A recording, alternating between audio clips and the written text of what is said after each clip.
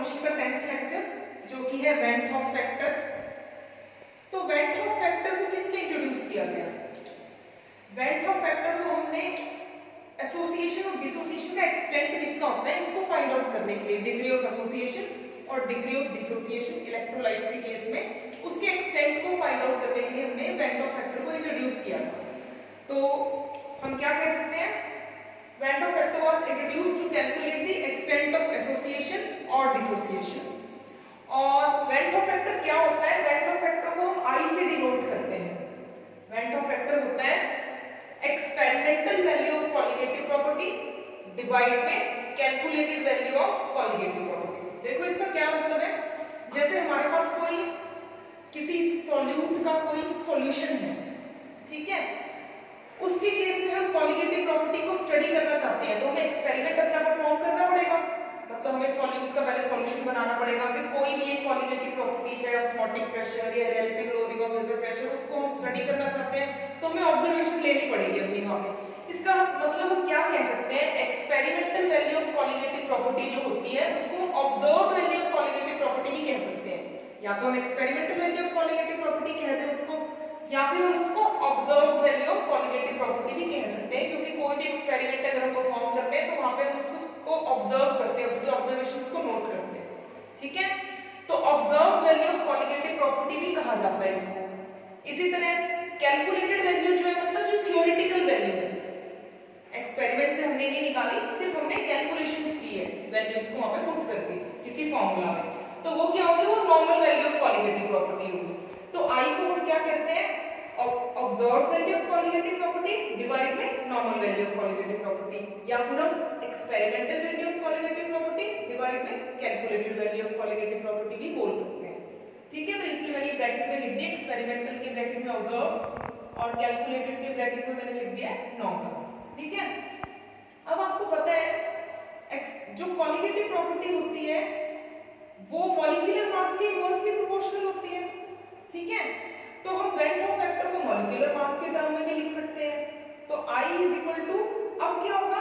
क्योंकि colligative property inversely proportional है molecular mass की, तो कैलकुलेटेड मॉलिक्यूलर मास न्यूमरेटर में आएगा हमारे पास। पहले एक्सपेरिमेंटल वैल्यू कॉलिगेटिव प्रॉपर्टी की वो न्यूमरेटर में थी और कैलकुलेटेड वैल्यू कॉलिगेटिव प्रॉपर्टी की वो डिनोमिनेटर में थी। इस बार हमारे पास क्या होगा? अगर मॉलिक्यूलर मास की टर्म में डिफाइन करते हैं वेन हॉफ फैक्टर को, तो कैलकुलेटेड मॉलिक्यूलर मास डिवाइड में एक्सपेरिमेंटल मॉलिक्यूलर मास, इस तरह हम इसको लिखेंगे। I is equal to calculated molecular mass divide में एक्सपेरिमेंटल मॉलिक्यूलर मास। जो कैलकुलेटेड है मींस थ्योरेटिकल, जो एक्चुअल में उसका मॉलिक्यूलर मास है, मतलब नॉर्मल मॉलिक्यूलर मास जो उसका एक्चुअली होता है, और एक्सपेरिमेंटल मॉलिक्यूलर मास क्या होगा? जो ऑब्जर्व्ड होगा, ठीक है, मतलब एब्नॉर्मल। एब्नॉर्मल किन केसेस में आता है? जो इलेक्ट्रोलाइट्स हमारे पास सॉल्यूट के फॉर्म में अगर हम लेते हैं तो हमारे पास एब्नॉर्मल मॉलिक्यूलर मास होता है, ठीक है। तो उसके केस में हमें वेन हॉफ फैक्टर को इस तरह से डिफाइन करना होता है, कैलकुलेटेड मॉलिक्यूलर मास डिवाइड में ऑब्जर्व्ड मॉलिक्यूलर मास। ऑब्जर्व्ड मॉलिक्यूलर मास एब्नॉर्मल होता है इलेक्ट्रोलाइट्स के केस में, ठीक है। तो हम इसको कैसे डिनोट कर सकते हैं? I is equal to MC means molecular mass जो कि कैलकुलेटेड है डिवाइड में MO मॉलिक्यूलर मास जो कि ऑब्जर्व्ड है, जो एक्सपेरिमेंट से हमने फाइंड आउट किया। तो ये हमारे पास वेन हॉफ फैक्टर की दो डेफिनेशंस आ गई, दो फॉर्मूलाज आ गए, ठीक है। फिर है जो हमने चारों कॉलिगेटिव प्रॉपर्टीज पढ़ी है, ये मैंने आपको बताया था ये कब एप्लीकेबल होती है?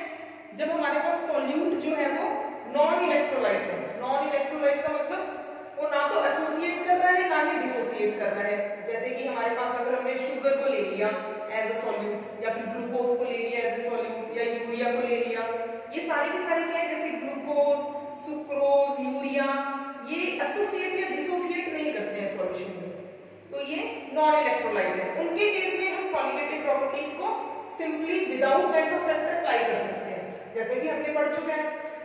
अगर हमारे पास जो सॉल्यूट है वो इलेक्ट्रोलाइट आ जाता है, जैसे कि सोडियम क्लोराइड है NaCl, वो डिसोसिएट कर जाता है, ठीक है। या कोई ऐसा सॉल्यूट है जैसे एसिटिक एसिड, एसिटिक एसिड का अगर बेंजीन में सॉल्यूशन बनाते हैं तो वो एसोसिएट कर जाता है, डाइमर बना लेता है। उनके केसेस में हमें हर एक कॉलिगेटिव प्रॉपर्टी के फॉर्मूले में वेंट ऑफ फैक्टर को भी इंट्रोड्यूस करना पड़ेगा। ठीक है, तो फर्स्ट कॉलिगेटिव प्रॉपर्टी हमारे पास थी relative lowering of vapour pressure. ये किसके बराबर थी? मोल फ्रैक्शन ऑफ सॉल्यूट के बराबर थी। तो इसको हमें वेंट ऑफ फैक्टर से मल्टीप्लाई करना पड़ता है अगर हमारा सॉल्यूट जो है इलेक्ट्रोलाइट है, तो जो कि एसोसिएट या डिसोसिएट करता है। इसी तरह elevation in boiling point delta TB is equal to I KB M. ठीक है, आई क्या है? वेंट ऑफ फैक्टर और KB molar elevation constant, M molarity. इसी तरह delta TF depression in freezing point, इसके केस में भी ये किसके बराबर हो जाएगा? आई मल्टीप्लाई में केएफ मल्टीप्लाई में molarity. I van't Hoff factor है, केएफ मोलर डिप्रेशन कांस्टेंट और एम मोलैरिटी। ठीक है, फिर osmotic pressure pi is equal to I multiply में N by V R T. I हमारे पास क्या है? Van't Hoff factor. तो ऐसे सब्सटेंसेस जो कि एसोसिएशन या डिसोसिएशन करते हैं उनके केसेस में हमें ये मॉडिफाइड फॉर्मूलाज यूज करने पड़ेंगे क्वालिटेटिव प्रॉपर्टीज के लिए। चलो अब हम देखते हैं कि आई को हम कैसे यूज करते हैं डिग्री ऑफ एसोसिएशन या डिसोसिएशन को फाइंड आउट करने के लिए।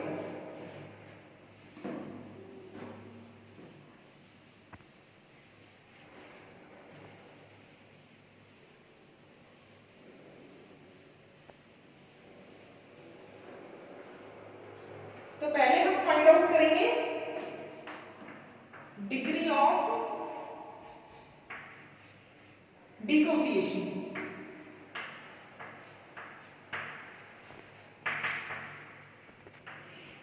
आई को यूज करके हम डिग्री ऑफ डिसोसिएशन को फाइंड आउट करने की कोशिश करेंगे। ठीक है, तो हम इसके लिए एग्जांपल लिखते हैं। एक दो एग्जांपल हम स्टडी करेंगे। मान लो हमारे पास क्या है? NaCl। ठीक, NaCl क्या है? एक इलेक्ट्रोलाइट है। तो NaCl का जब हम सॉल्यूशन बनाएंगे तो ये क्या करेगा? NaCl Na पॉजिटिव प्लस में Cl नेगेटिव आयंस में ब्रेक कर जाएगा। ठीक है, मतलब डिसोसिएट हो जाएगा NaCl Na पॉजिटिव और Cl नेगेटिव आयन। मान लेते हैं कि हमारा जो डिग्री ऑफ डिसोसिएशन है NaCl का वो अल्फा है, डिग्री ऑफ डिसोसिएशन अल्फा। ठीक है, तो अगर आप इसका 1 मोल लेते हो, स्टार्टिंग में अगर इसका 1 मोल लेते हो, ठीक है, अब कोई भी सब्सटेंस है, हालांकि स्ट्रॉन्ग इलेक्ट्रोलाइट है लेकिन फिर भी ये 100% डिसोसिएट नहीं करता है। ठीक है, जैसे 95% डिसोसिएट कर रहा है, 5% अनडिसोसिएटेड भी रहता है। इस तरह 2-3% किसी के केस में अनडिसोसिएटेड रह सकता है। तो कंप्लीटली 100% डिसोसिएट अगर ये नहीं कर रहा है तो क्या होगा? इसमें एक टाइम पे आके इक्विलिब्रियम सेटअप हो जाएगा। ठीक है, मतलब नंबर ऑफ डिसोसिएटेड आयंस और अनडिसोसिएटेड जो NaCl है उसके बीच में एक टाइम पे इक्विलिब्रियम सेटअप हो जाएगा। तो स्टार्टिंग में अगर हम इसका 1 मोल लेके चलते हैं, बिल्कुल जैसे हमने स्टार्ट किया है इनिशियली, उस टाइम पे हम NaCl का भी 1 मोल लेके चलते हैं तो Na पॉजिटिव आयंस कितने होंगे? 0 और Cl नेगेटिव आयंस भी कितने होंगे? 0। मतलब at t = 0। जैसे ही हमने ये अपनी प्रोसेस सिर्फ स्टार्ट ही की, NaCl को वाटर में डाला ही है। ठीक है, तो उस टाइम पे ये 1 मोल है। अगर हमने इसका 1 मोल से शुरू किया है तो ये 0-0 होंगे, बिल्कुल भी डिसोसिएट हुए नहीं होंगे। जिस टाइम पे इक्विलिब्रियम सेटअप हो चुका है, ठीक है, तो जैसे ही इक्विलिब्रियम सेटअप हो जाएगा उस टाइम पे इसका डिग्री ऑफ डिसोसिएशन हमने मान लिया है अल्फा है।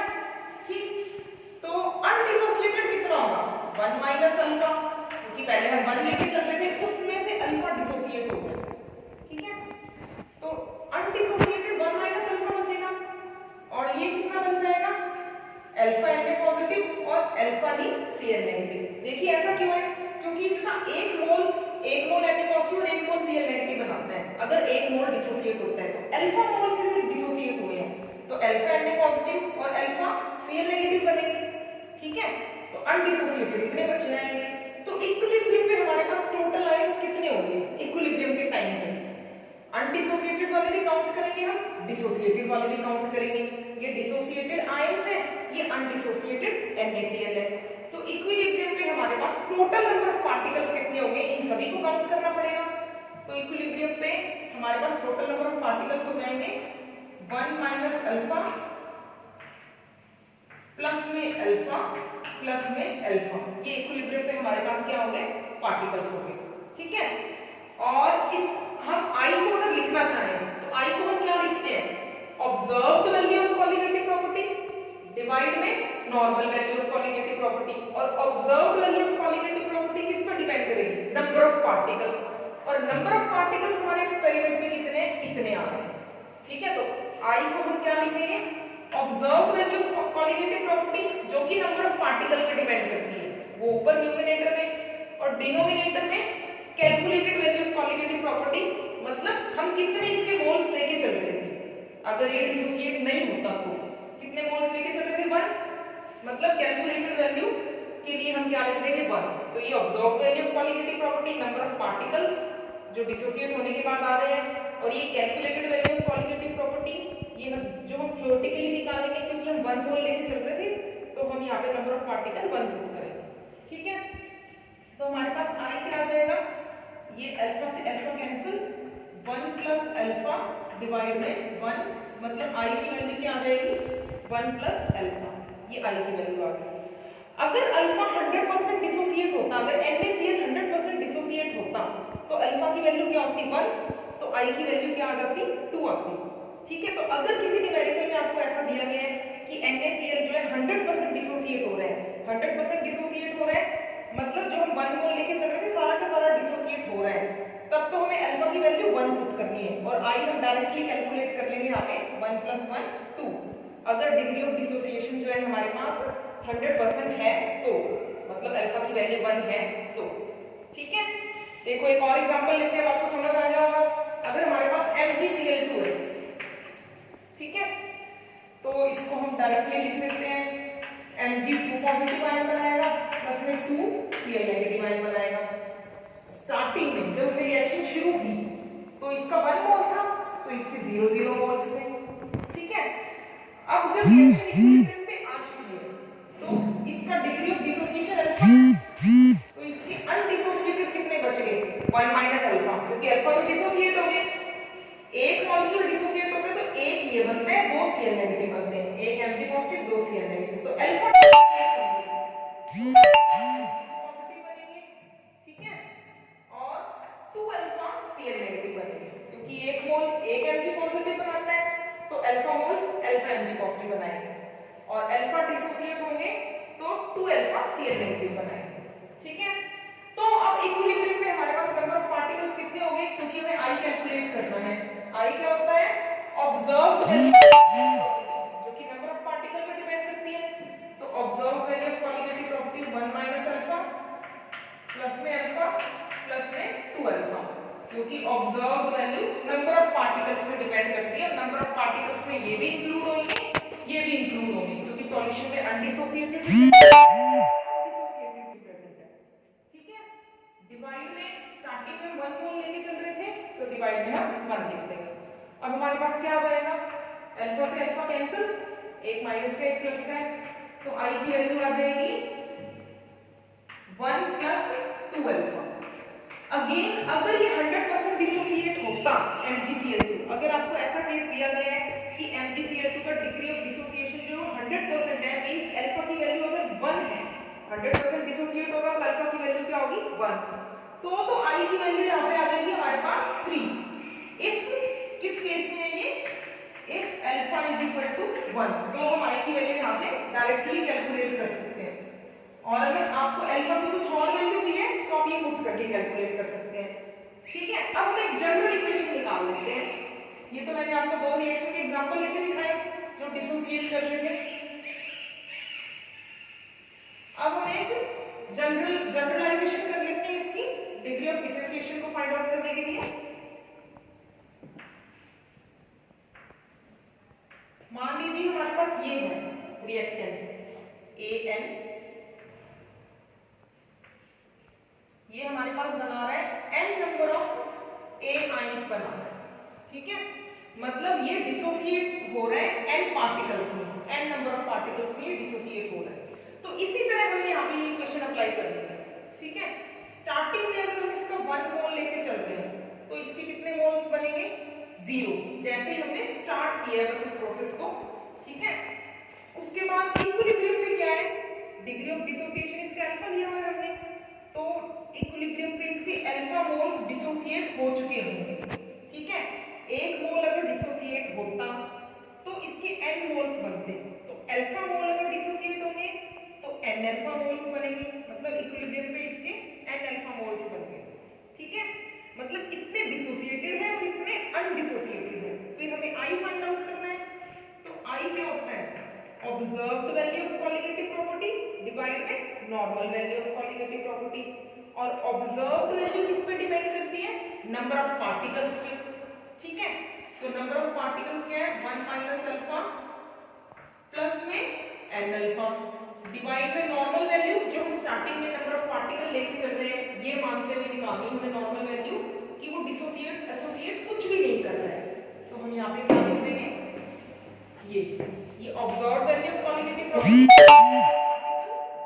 डिवाइड में normal value of colligative property के लिए जो हम लेके चल रहे हैं नंबर ऑफ पार्टिकल, वो हमें थ्योरेटिकली 1 वैल्यू ही मिल रही है, ठीक है।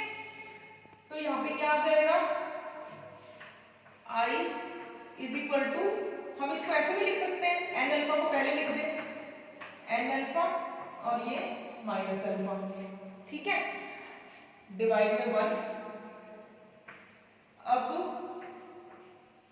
अल्फा हम यहाँ पे कॉमन ले लेते हैं, अल्फा हमने कॉमन ले लिया तो n माइनस 1, ये इक्वेशन आ गई हमारे पास। इन दोनों में अल्फा हमने क्या कर लिया, कॉमन ले लिया, तो I इज इक्वल टू इसके बराबर आ गया 1 प्लस में n minus 1 whole multiplied by alpha, ठीक है। अब हमें अल्फा को कैलकुलेट करना है, तो अल्फा को हम एक साइड पे रखेंगे, ठीक। एक बार इसको और सॉल्व कर लेते हैं, I माइनस 1 इधर आके माइनस का हो गया और ये n माइनस 1 मल्टीप्लाई में अल्फा, तो यहां से हमारे पास अल्फा की वैल्यू क्या आ गई, alpha is equal to I minus 1 divide में n माइनस 1, ये हमारे पास क्या आ गई, अल्फा की वैल्यू आ गई, ठीक है।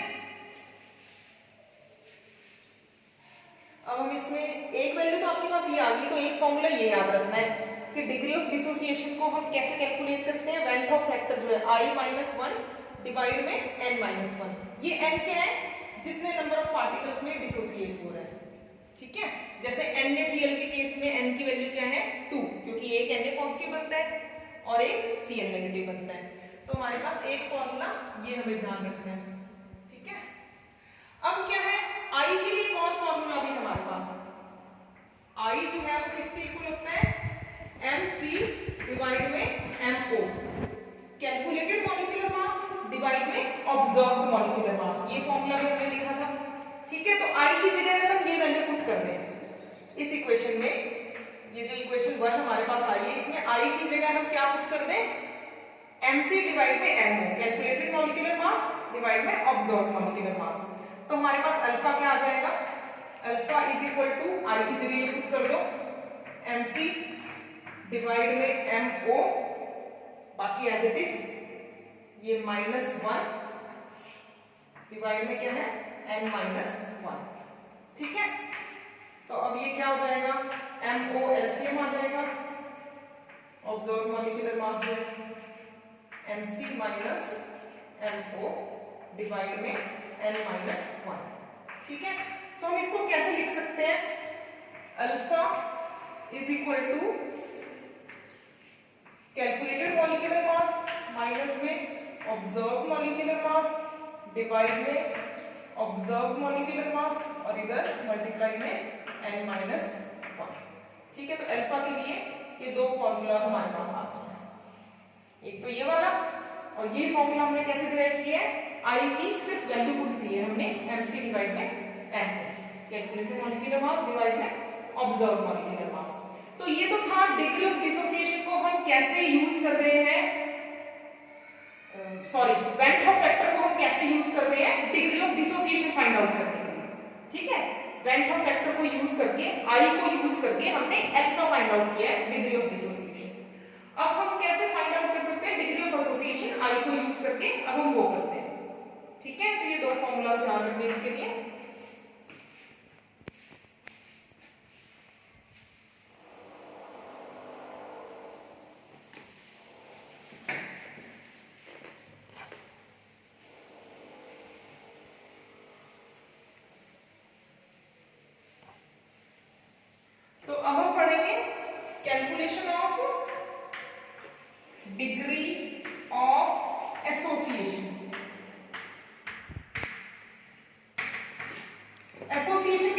बहुत ही कॉमन एग्जांपल हमारे पास है जो हमने कल पढ़ा था, एसिटिक एसिड CH3COOH जो है एसिटिक एसिड, ठीक है।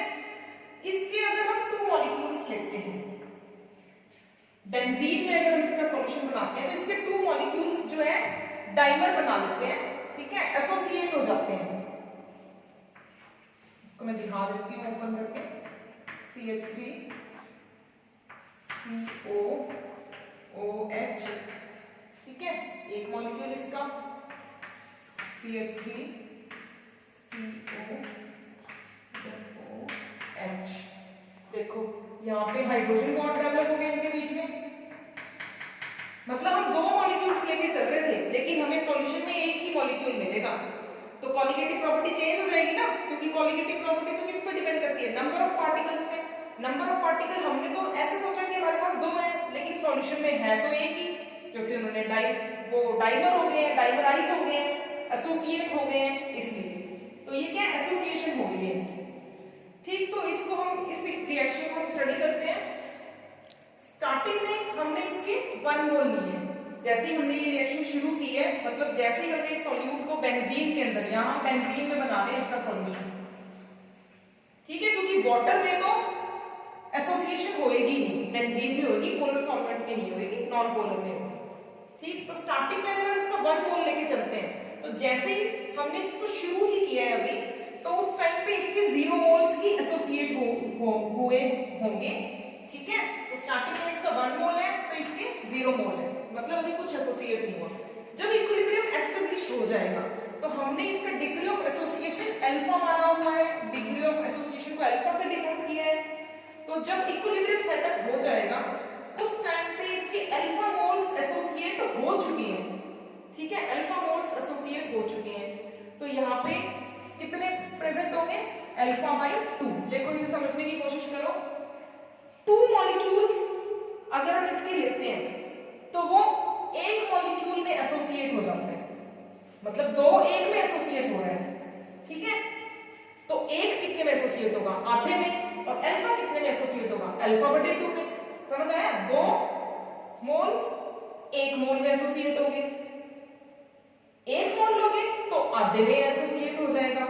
अल्फा अगर एसोसिएट हो रही है तो वो अल्फा बाई 2 में एसोसिएट हो जाएंगे, ठीक है। अगर इसका डिग्री ऑफ एसोसिएशन अल्फा है तो कितने एसोसिएटेड फॉर्म में प्रेजेंट होंगे, अल्फा बाई 2। तो इक्विलिब्रियम पे हमारे पास नंबर ऑफ पार्टिकल्स कितने हो जाएंगे, जो एसोसिएट नहीं हुए वो भी काउंट करने हैं, जो एसोसिएट हुए हैं वो भी काउंट करने हैं। तो आई को हम कैसे कैलकुलेट करेंगे, नंबर ऑफ पार्टिकल्स जो हमारे एक्सपेरिमेंट में हमें दिख रहे हैं उनको ऊपर रखना है और जो हम लेके चल रहे थे वो हमें नीचे रखना है। तो एक्सपेरिमेंट में हमारे पास है 1 माइनस अल्फा प्लस में अल्फा बाई 2 डिवाइड में लेके चल रहे थे मोल्स 1, ठीक है। तो माइनस अल्फा में से अल्फा बाई 2 गया तो हमारे पास कितना बच जाएगा, 1 माइनस अल्फा बाई 2, ठीक है, क्योंकि माइनस अल्फा इसका मैग्नीट्यूड ज्यादा है तो इसी का साइन आएगा यहाँ पे। तो आई की वैल्यू हमारे पास आ जाएगी ये किस केस में लिए, स्पेशल इक्वेशन लिए मैंने यहाँ पे, ये एसिटिक एसिड वाली, जनरलाइज नहीं किया अभी इसको। अगर आपको इसका डिग्री ऑफ एसोसिएशन 1 दिया हुआ है, मतलब ये 100% एसोसिएट हो रहा है, तो यहाँ पे आई की वैल्यू आ जाएगी हाफ, क्योंकि इसको 1 पुट करोगे तो आई की वैल्यू हाफ आ जाएगी, ठीक है। तो ये मैंने इस इक्वेशन में अप्लाई करके दिखाया है। अब हम इसकी जनरलाइजेशन कर देते हैं, एक जनरल इक्वेशन लिख लेते हैं।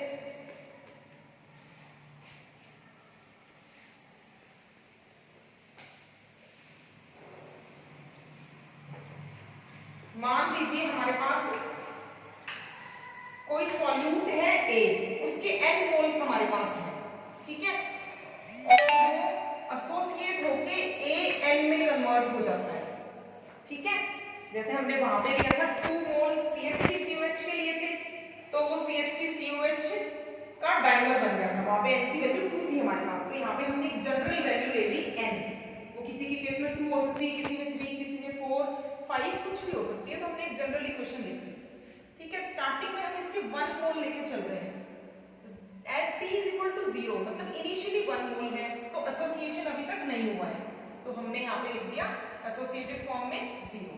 जब इक्विलिब्रियम सेटअप हो गया, क्योंकि इसका डिग्री ऑफ एसोसिएशन क्या है, अल्फा, तो यहाँ पे जो एसोसिएट नहीं हुए हैं वो तो हमारे पास बच जाएंगे 1 माइनस अल्फा, क्योंकि अल्फा एसोसिएट हो चुके हैं, तो 1 में से एसोसिएट वाले माइनस कर दिए, तो 1 माइनस अल्फा एसोसिएट नहीं हुए, और एसोसिएट कितने हुए, अल्फा बटे में n, बिल्कुल उसको ध्यान करने की कोशिश करो, CH3COH की वैल्यू 2 थी, 2 बटे में आ रहा था, तो n भी इधर डिवाइड में आएगा, ठीक है।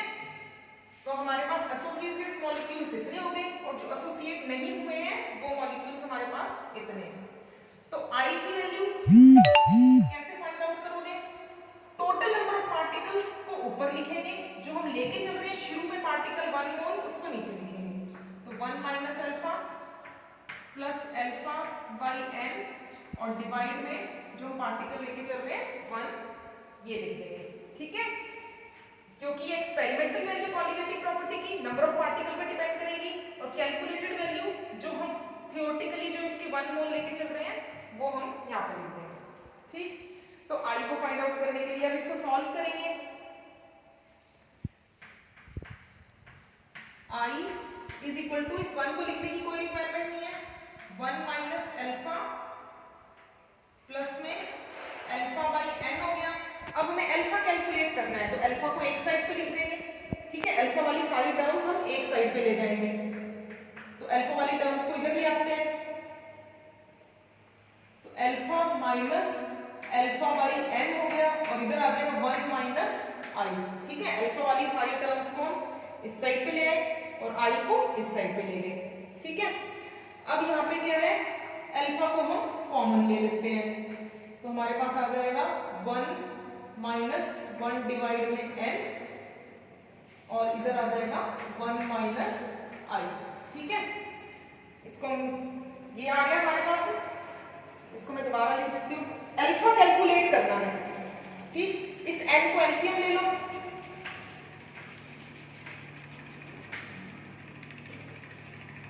n माइनस 1 ये आ जाएगा, alpha multiply n minus 1 divide में n को एलसीएम ले लिया, और इधर आ जाएगा 1 माइनस i, ठीक है। तो अल्फा को कैलकुलेट करना है, अल्फा को इधर रहने दो, बाकी सारी टर्म्स इस साइड पे ले आओ, 1 माइनस i, और ये इधर आके उल्टा हो जाएगा,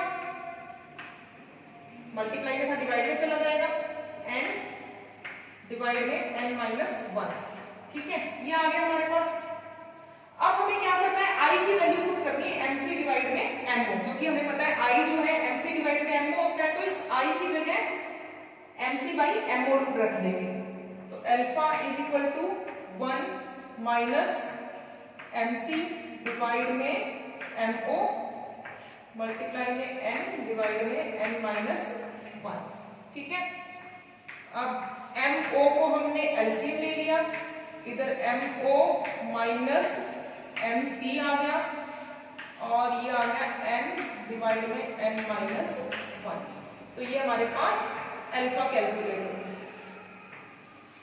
ठीक है। तो इस तरह हमने अल्फा कैलकुलेट कर लिया, ठीक। बस हमें क्या ध्यान रखना है, देखो एक तो अल्फा की वैल्यू हमारे पास यहीं पे आ गई थी,